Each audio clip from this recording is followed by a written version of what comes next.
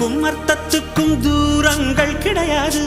சொல்லாத காதல் எல்லாம் சொர்க்கத்தில் சேராது. எண்ணிக்கை தீர்ந்தாலும் முத்தங்கள் தீராது. எண்ணிக்கை பார்த்தாலே முத்தங்கள் ஆகாது.